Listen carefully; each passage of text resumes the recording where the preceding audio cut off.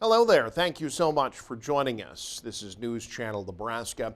My name's Eric McKay. Let's take a look at our top headlines today. A northeast Nebraska building that housed a flower shop has been severely damaged by fire.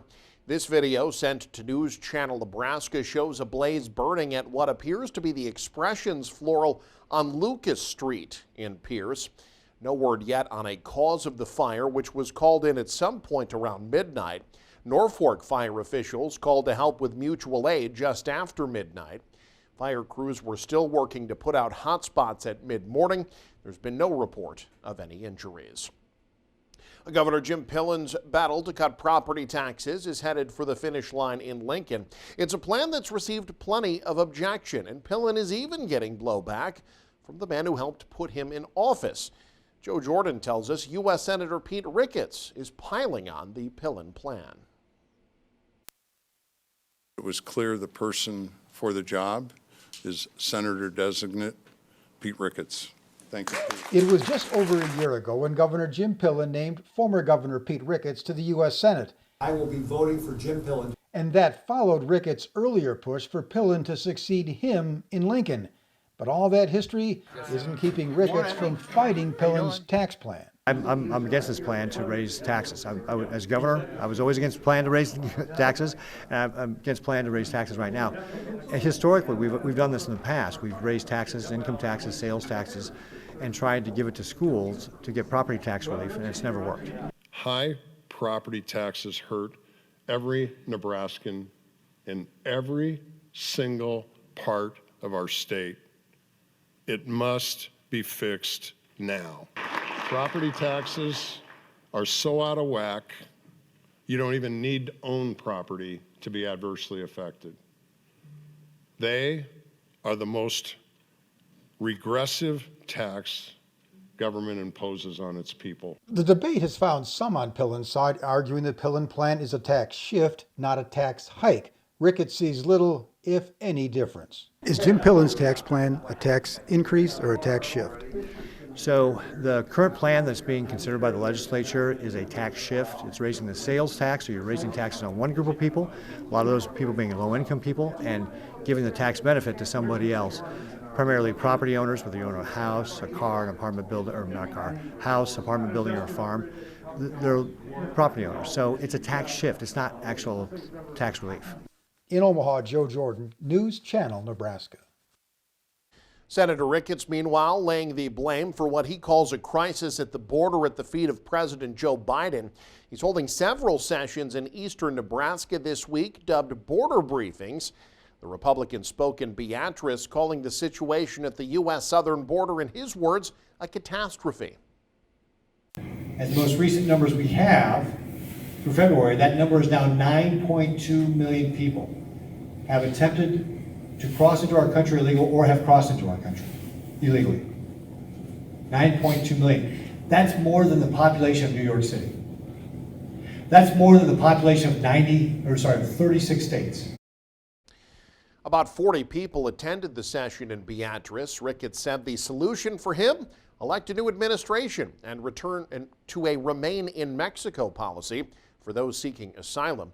Ricketts said President Biden has executive authority to control the flow of illegal immigrants at the southern border, but has chosen not to do so. Ricketts held similar events to discuss border issues in Plattsmouth and Nebraska City, with others scheduled in Blair and Wahoo. Republicans have been banking on the border security issue as a top voter concern in this year's presidential race and those for the House and Senate. Well, a possible housing project in northeast Nebraska clearing another hurdle Monday, but some residents in the city say they're against the idea. Ryan Pattee has more. A plan for a future housing development in Norfolk moved forward on Monday. During the city's council meeting, the city council took up the question of an extremely blighted determination at 105 East Norfolk Avenue. If that area sounds familiar, it's because it was previously talked about in early March when the city council approved its study for submittal. Mark Otto, the man behind the housing plan, is hoping to redevelop the area both for housing units and retail. Monday night saw lots of conversation from both the council and the public. Some were concerned that passing the blight study opened the opportunity for tax increment financing, something they said would punish taxpayers. Also in attendance were tenants currently using the building at 105 East Norfolk who expressed their frustrations about potentially losing their place of business. Ultimately, the City Council voted 6-2 in favor of passing the study. TIF has not yet been approved for the project. Reporting in Norfolk for News Channel Nebraska, I'm Ryan Pattee. Major freight railroads will have to maintain two-person crews in most circumstances under a new federal rule. The Transportation Department's Federal Railroad Administration released the details of the rule the agency's been working on for the past 2 years, Tuesday morning. The rule comes amid an intense focus on railroad safety following the fiery derailment last February in eastern Ohio. Rail unions have long opposed one-person crews because of a combination of safety and job concerns. Unions and regulators say the second crew member plays a crucial safety role in helping operate the train and serving as a first responder if there's a problem. Railroads have sought the discretion to operate trains with only one person and move conductors to ground-based jobs. About 1 in 10 Adderall prescriptions are being affected by the ongoing drug shortage. That's according to analysis by health data platform Truveta. It found the prescription fill rate for ADHD medications fell to nearly 41% last February. That's down from nearly 49% in October of 2022. The findings from the analysis may not fully represent nationwide trends, though. Treating ADHD with Adderall can help reduce impulsiveness, improve attention, and manage feelings of anxiety. Experts warn that inconsistent access to treatment can be disruptive and dangerous for people with the disorder. The FDA says increased demand and manufacturing delays are contributing to the shortage. And finding an affordable home to buy has become more and more difficult in recent years. There's not enough supply to meet demand, and mortgage rates are high.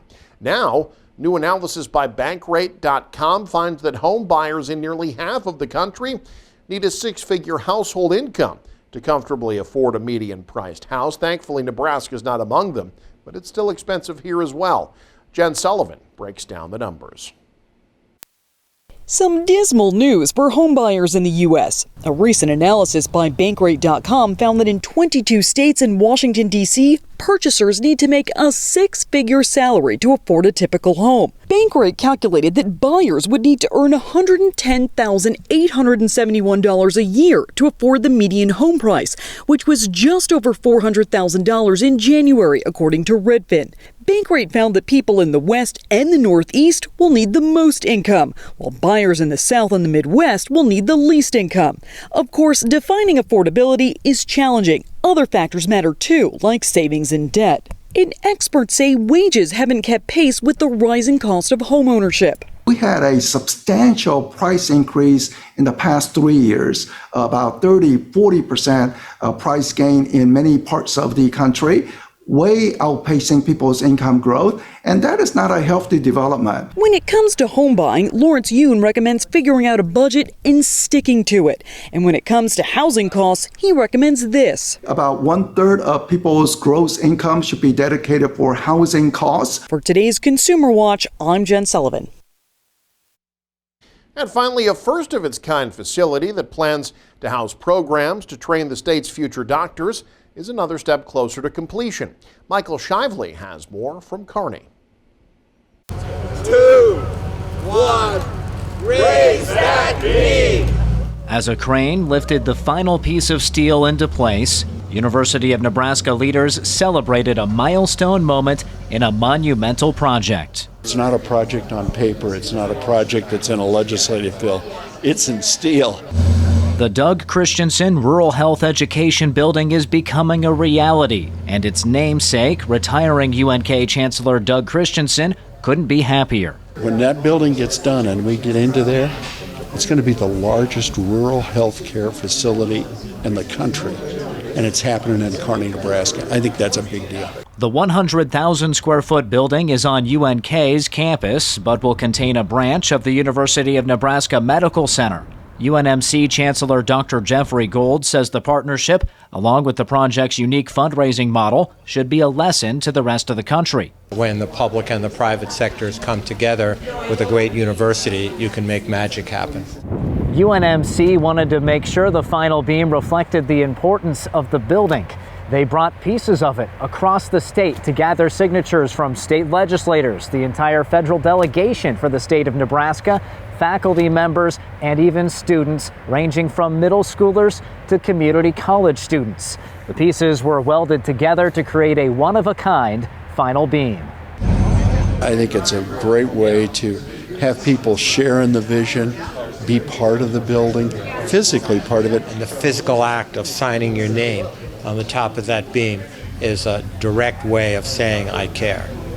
And believe me, they care. Construction is on schedule and the complex is expected to open in early 2026. Until then, university officials are focused on developing what will happen inside the facility. And that responsibility sits right here to be absolutely sure that not only do we build a beautiful building, but most importantly, we build phenomenal programs that will, for decades and decades and decades, serve the health care of rural Nebraska.